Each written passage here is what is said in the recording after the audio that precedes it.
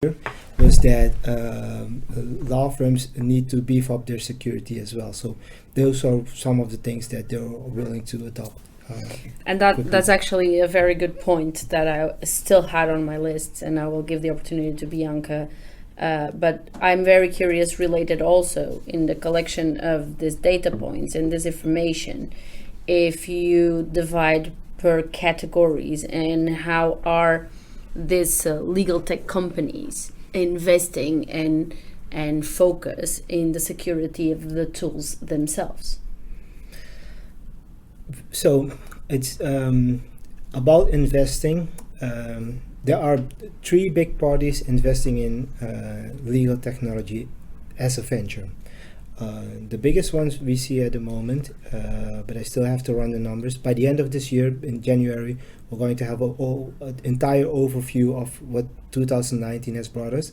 But what we now see is that a lot of financial institutions, credit institutions, are one of the major investors into legal technology and security. Then you have those dealing with the government, or supporting the government. And you see some law firms and big law firms doing, but most of them are partnering or using it as an accelerator. And if your question is what types of companies, the majority, and this will be difficult because most of the investment money comes from the financial institutions, and they generally spend on machine learning and document analysis in general. They're not spending on securing their data or privacy or something like that. Actually, the opposite. They're trying to find fraud, trying to identify people. So if you look at what are the investments that in general the legal law firms are doing, it's But I didn't talk about the law firms itself. I talk very specific. What are the concerns and the security standards for the legal tech companies themselves?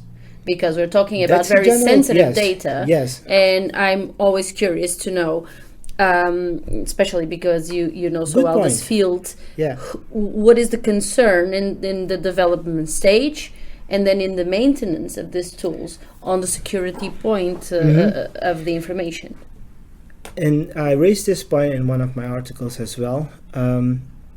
In the health industry, you have regulations on how you have to secure data. The legal industry doesn't have that. They have a code of honor. And that code of honor is based on their ethical rules that they have and ethical requirements that they have. And they have to pass those on to their software providers. But there is no general framework, as far as I know, just like in the health industry, how to process and secure data. So hopefully the legal industry takes this more seriously and that create a legal framework to also give guidance to the companies to say, listen, these are the standards that we need to have before we do business. A lot of the companies operate in the cloud, and that's a struggle for law firms to say, listen, we need our data on premise. We don't want to have it in the cloud because we have some rules we have to adhere to. So before we the time is precious, and we need to take advantage of all of the time we have. I'm very curious about our back office team and what are their thoughts about till the moment, and I will give them the opportunity to think a little bit about if they want to make any questions to you and take this opportunity. Was anything unclear, or do you have any more because open they are questions? there and they are quiet, but I know them well, So far, everything is clear, and it's actually very, very fascinating and interesting. And it's actually very interesting to see how the legal field evolves with the development of tech. It's nice to listen to people that are actually practicing in the field, not only theoretical knowledge. It's always nice to sort of soak the knowledge. But based on that concept, so being a student studying international law, doesn't the concept of legal tech company feel intimidating? Like, how will these companies affect the future of lawyers? I think it's the question of, are we doomed Yes. to disappear? Yeah, basically. IBM came out with a study that says 100% of jobs will be impacted by automation.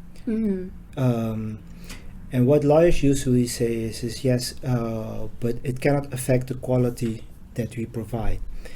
What they're usually saying is that the quality they provide is how humans interact with each other. So you can have a technical delivery of your product, but it also has to be adopted and be presented in such a human way that people understand it.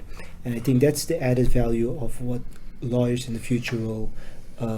How their jobs will evolve, that it wouldn't be more of the aspect of how does the technology work, but more how do you explain the technology and what it does and how it affects you, and making that interpretation. So that would be, I think, it won't replace lawyers, but it will replace the work that they do. Yeah, and some of their skills. And a lot of their skills. Yeah. So one advice for legal students and young lawyers, from your perspective, we would like to know this advice. We would like you to, before we go, we have here a nice quote that Bianca took, so she will explain why we have this quote here.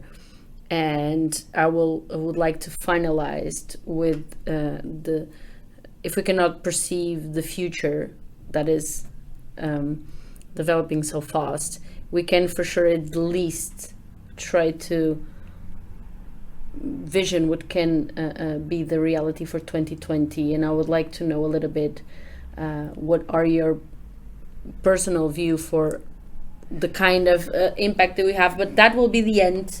So let's start then with Bianca quote, but also your advice for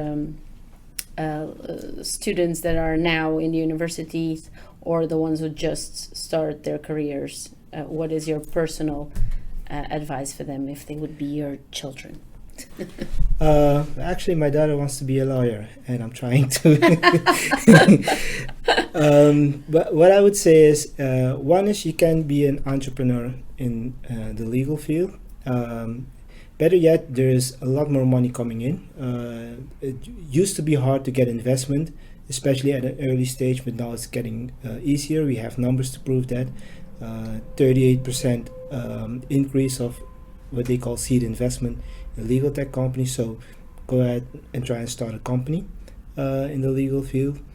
Second tip. Do you think it's the best way for them to start? The second tip, you'll learn faster about a lot of things if you just stand on your own and start a company. It's easier to fail if you don't have a lot of responsibilities yet. So that's why I would say the earlier you start, the better. Again, there was this 24-year-old that raised 100 million, so it's not impossible. But the second thing is that don't focus too much on the legal part. Focus on the impact on society.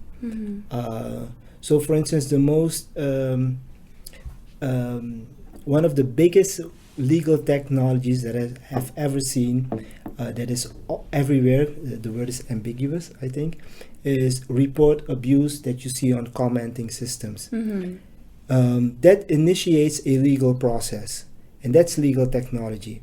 A lot of people will debate me about this, but that's how you can look at the impact of law on society. So don't stick with the rules of the law or the jurisprudence is. Look at the impact it has and start a company. That would be my... For the ones who do not want to start a company, and you have many, because it is also, I think it's Join important. But it's important to also say that, I think, it's the right time to start, but not everybody wants to start a company, and pushing entrepreneurship where it's not there, because you need to be quite resilient to be an entrepreneur, and many people are not, and there's nothing wrong with it. And I think sometimes it's also the danger of this, just start your company, then young students or professional then think, is this my only way? So I think maybe it's also important that we say to law students that they should then keep updating themselves in what's happening besides or outside the walls of the university itself. So explore as much as you can. Yeah, so one of the interesting stats that I have is how many visitors I have, and about 30% of my visits come from educational institutions. The stuff that we have on the Legal Complex website is used at universities to teach students the evolution of what is happening. And I was started. I also had a presentation up on SlideShare, which was really downloaded a lot by universities in the US and in Asia. So yes, I see educational institutions looking at the trends or what's happening, to not only look at the law per se and how it regulates society, but also what those companies outside the industry are impacting the industry themselves. So Bianca, we go for your quote. I would like you to tell us why you chose this quote. And Sure, so there are a few quotes, but I'm going to just the close last it off one with because the it's last too one, close, yeah, yes, because we don't have time for more. Yep, so we'll be brief. So in the quote you said, so dead or alive, all companies collectively made an impact on the legal industry.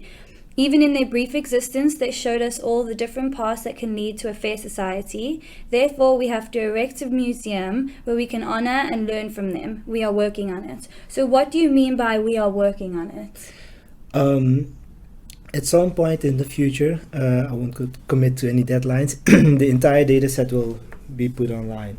But we're also going to try and strive for not only the companies that are still operational, but also the companies that are not operational. So you can also learn from those examples and see the things that have gone before and have tried and failed. You can always try them again, because there are a lot of factors why they failed. But there are a lot of cool ideas in there that we can still try out or need to be. So that's what we're working on, getting the entire data set available and accessible for everyone, and to make it an open platform. Okay, great. So for 2020, my personal wish is that we continue to have you here, and then we can make this ecosystem more clear to everybody. I think there's a lot of work to do in this field. But to wrap it up and to close it, what do you see for 2020, not only for your own project, but for this market itself? It will grow. Hopefully we're getting more new companies in, so we get more data in. We're getting more money in, so that's a good thing. I think 2020 will reveal that there is a lot more money available to companies to impact the legal industry. But in general, that society sees this as important, that legal provides a vital instrument for keeping us safe. So all the technology that supports that, I think we should support in general. So guys, I'm very pleased to close this coffee, cake and legal tech. We are going to have our cake now. And we hope that you send us comments, questions, and that we can do this follow-ups and have Raymond, Bianca, Marcin and Miriam all set to continue what I think it's a long path. So, like we say in the Netherlands, tot ziens. Tot ziens. Bye. Okay.